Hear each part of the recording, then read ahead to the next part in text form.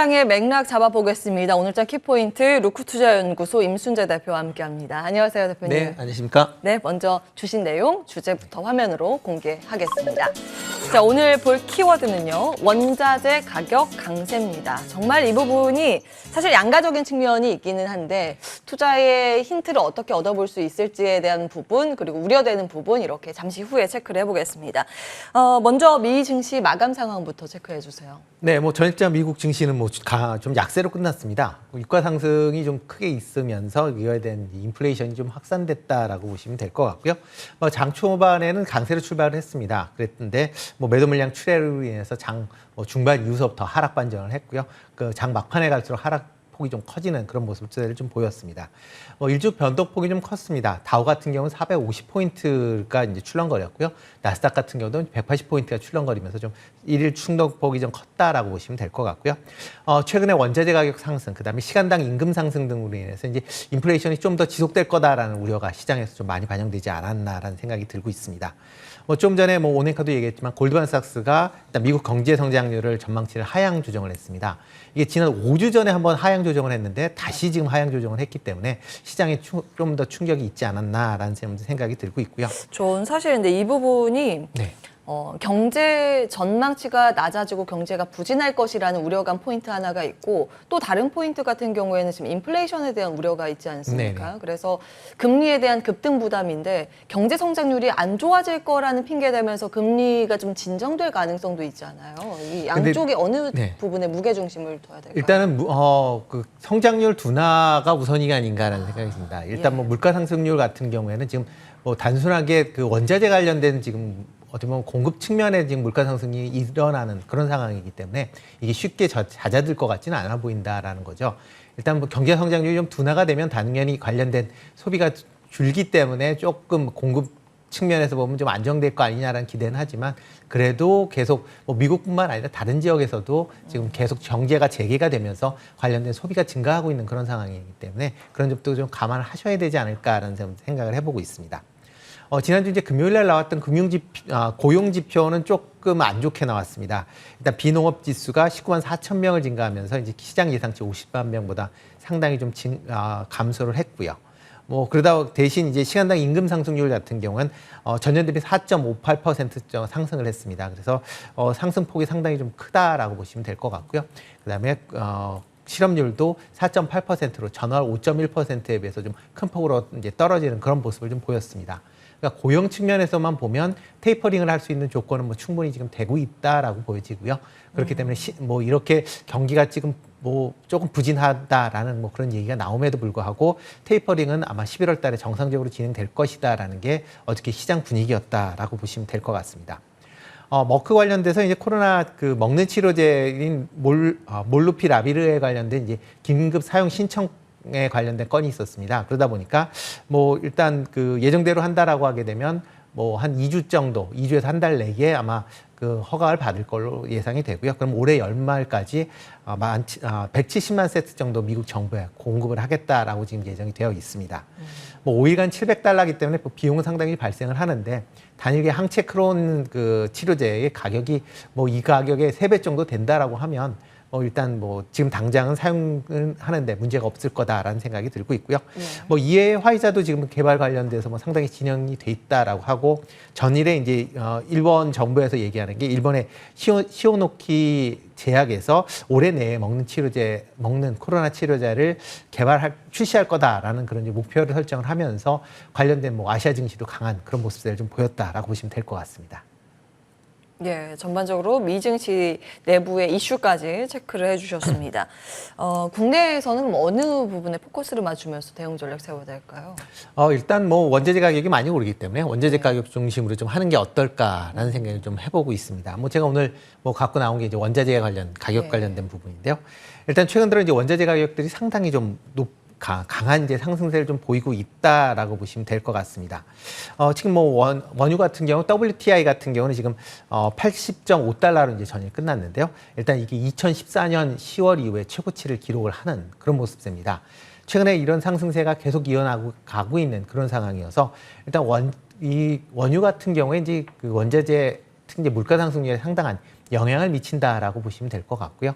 그렇기 때문에 원유의 그 가격 상승세가 조금 이제 민감하게 반영을 될 것 같은데 현재 상황으로는 그 추세 자체가 크게 바뀌지 않을 걸로 그렇게 좀 예상이 되고 있습니다. 뭐 이유 중에 하나는 뭐 경기 재개를 하게 되면서 뭐 수요에 대한 부분이 계속 늘어나고 있는 그런 상황이고요. 그다음에 공급 관련된 부분도 지금 뭐 오펙 같은 경우도 증산량을 일단 제한을 하고 있다라는 거고요. 미국 세일가스가 뭐 예전 같은 경우에는 이제 미국 세일가스에 대한 이제 기대치가 있었는데 최근에 이제 세일가스 관련돼서 채굴이 거의 안 되고 뭐 상당 부분이 이제 중단돼 있는 그런 상황입니다. 관련된 향후에 어떤 이제 정책적인 방향이나 최근 친환경 관련된 이슈가 몰이가 되면서 관련된 이제 투자가 상당히 좀 줄었다라는 게 그 이유다라고 보면 원유 가격은 좀 더 상승세가 좀 이어지지 않을까라는 좀 생각을 해보고 있고요. 원유뿐만 아니라 전일 같은 경우에 알루미늄 가격이 이제 3,000달러를 넘어갔습니다. 그래서 일단 지금 13년 만에 최고치를 기록을 하는 그런 모습들을 지금 보이고 있습니다. 그리고 이제 아연 같은 경우도 3,222달러로 해서 상당하게 뭐 아직 2018년 고점까지는 못 미쳤다라고는 하지만 지금 3년 만에 최고치를 기록하는 그런 모습들을 보이고 있다라고 보시면 될 것 같고요. 구리 같은 경우에 올 봄에 이제 10,000달러를 넘으면서 이후에 조금 조정세를 좀 보이고 있는데요. 다시 9,500달러로 상승을 했습니다. 그러니까 추가적으로 상승 여력은 뭐 있는 그런 상황이어서 지금 이제 원자재 관련돼서 지금 추가적인 상승세는 불가피하다라고 보여지면 지금 상황에서는 뭐 아마 물가 관련된 이슈는 좀 더 이어지지 않을까라는 생각을 하고 있고요.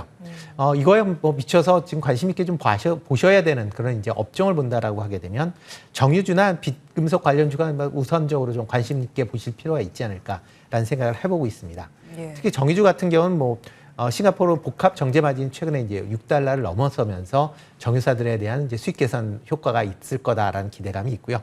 또 유가가 이렇게 이제 급등을 한다라고 하게 되면 보유 원유에 대한 이제 그러니까 평가 이익이 추가적으로 반영이 되기 때문에 정유업체 입장에서 보면 수익이 좀 더 확대되는 그런 이제 모습을 보일 수가 있습니다. 그렇기 때문에 그런 부분 좀 관심 있게 보실 필요 있을 것 같고요. 또 하나 이제 알루미늄하고 아연 가격의 이제 상승이다라고 하게 되면 국내 이제 알루미늄 관련주나 아연 관련주 쪽으로도 관심 있게 좀 보시면 어떨까라는 생각이 들고요. 뭐 그 종목으로 본다라고 하게 되면 뭐 S-오일 같은 경우 대표적이다라고 보시면 될 것 같고요. 조일 알루미늄이나 삼화 알루미늄, 고려아연 같은 종목도 관심 있게 좀 보시면 어떨까라는 생각이 들고 있습니다.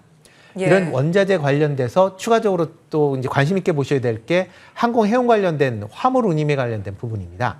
최근에 그 BDI 지수가 상당히 많이 올랐습니다. 10월 11일 기준으로 해서 5,526을 기록을 했습니다. 그러니까 9월 8일 날 3,600포인트였었는데 뭐 한 달 만에 지금 52% 정도 지금 상승하는 그런 모습들을 좀 보이고 있습니다. 연초 대비로는 이제 3배 이상 상승을 했는데요. 이렇게 이제 갑자기 급등했던 이유가 지금 중국이나 인도의 이제 전력난에 관련된 이슈입니다. 그렇기 때문에 그러니까 전력난 관련돼서 석탄의 운송이 향후에 좀 늘어날 것이다라는 기대감 때문에 지금 지수가 올랐다라고 보시면 될 것 같고요. 이외에 경제 재개에 따라서 원자재 가격의 운송도 지금 증가하는 그런 모습들을 좀 보이고 있습니다. 그래서 관련된 뭐 해운 관련 대표적으로 이제 뭐 BDI 관련돼서 이제 페노션을 많이 생각을 하시는데요. 페노션도 한번 관심 있게 보실 필요는 있고요.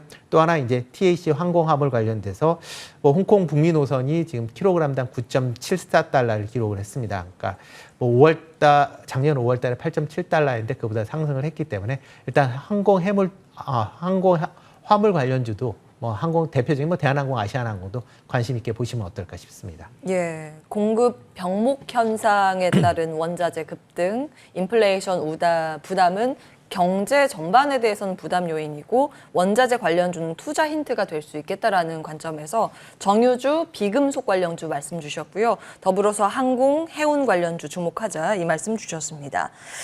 자, 이제 시장 전반적인 부분 체크를 해보겠습니다. 저희가 좀 쉬고 화요일에 이제 개장을 하다 보니까 오늘 시장 전반적으로 어떤 관점으로 봐야 되는지도 궁금하고 시장에 대한 전망과 함께 그에 따른 투자 전략은 어떻게 세워야 할까요? 네, 뭐 금일 같은 경우에 뭐 대표적인 이슈가 하나 있습니다. 금융통화위원회가 오늘 있을 예정입니다. 뭐 예. 지금 전반적인 분위기로는 10월 동결, 11월 이제 인상이 지금 뭐 상당히 뭐 얘기가 되고 있는데요.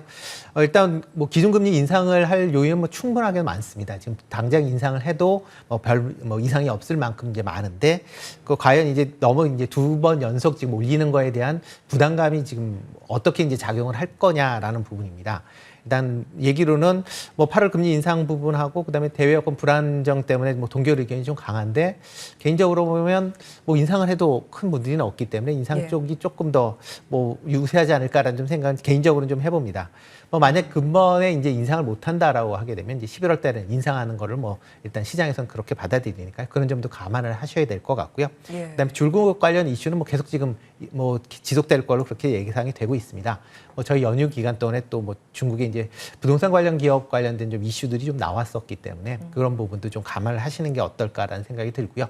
전력난 같은 경우 조금 지난 주말 전보다는 조금 완화되는 이제 그런 느낌을 좀 받고 있기 때문에 그런 부분은 또 시장에 좀 긍정적인 미치지 않을까라는 생각을 하고 있습니다.